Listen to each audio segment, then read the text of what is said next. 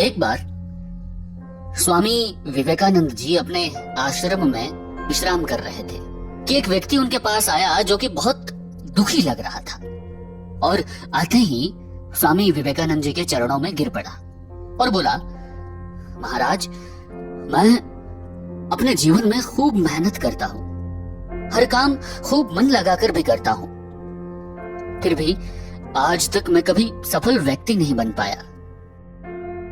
उस व्यक्ति की बातें सुनकर स्वामी विवेकानंद ने कहा, ठीक है, आप मेरे इस पालतू कुत्ते को थोड़ी देर घुमाकर लाएं, तब तक मैं आपकी समस्या का समाधान ढूंढता हूं। इतना कहने के बाद वो व्यक्ति कुत्ते को घुमाने के लिए चला गया।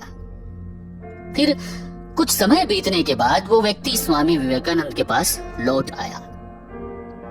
तो स्वामी जी ने उस व्यक्ति से पूछा, ये कुत्ता इतना हाँफ क्यों रहा है, जबकि तुम तो बिल्कुल थके हुए नहीं लग रहे हो, आखिर ऐसा क्या हुआ?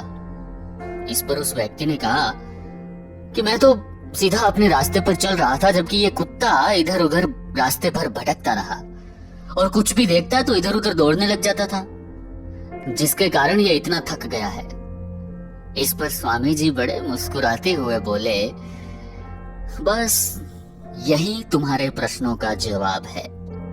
तुम्हारी सफलता की मंजिल तो तुम्हारे सामने ही होती है, लेकिन तुम अपने मंजिल के बजाय इधर उधर भागते रहते हो, जिससे तुम अपने जीवन में कभी सफल नहीं हो पाए।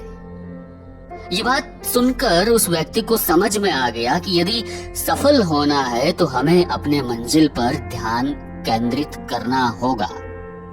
स्वामी विवेकानंद के इस कहानी से हमें यह शिक्षा मिलती है दोस्तों कि हमें जो करना है और जो कुछ भी बनना है, हम उस पर उतना ध्यान नहीं देते और दूसरों को देखकर वैसा ही हम करने लगते हैं, जिसके कारण हम अपनी मंजिल के पास होते हुए भी दूर भटक जाते हैं। इसलिए अगर जीवन में सफल होना है तो हमेशा हमें अपने लक्ष्य पर ध्यान केंद्रित करना चाहिए।